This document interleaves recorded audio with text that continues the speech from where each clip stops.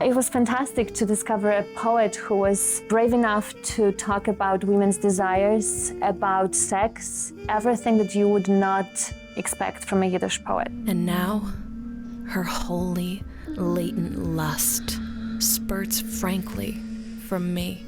She was fighting limitations that were imposed on her as a woman, as a mother, as a woman poet.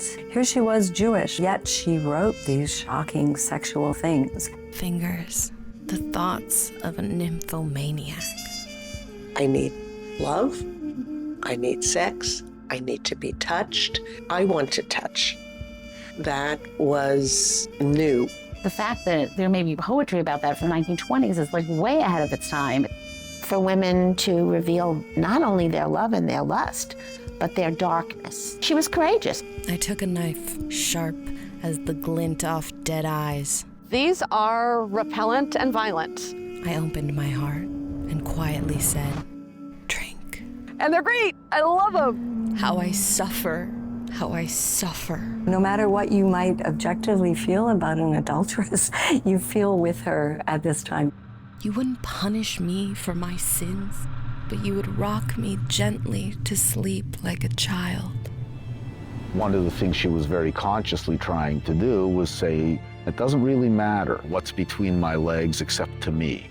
The poem is the poem. The critics were dismissing her. They were struggling with what to do with a woman who is so powerful and so bold. Celia Dropkin in American poetry is a radical forerunner to everything that came afterwards in terms of the women's movement. It is the sexual liberation of previous generations that leads us to this point, which is part of what she did, part of what she did for us.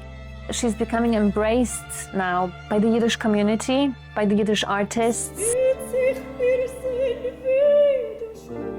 So she's becoming sort of one of the icons, and I'm very excited about that.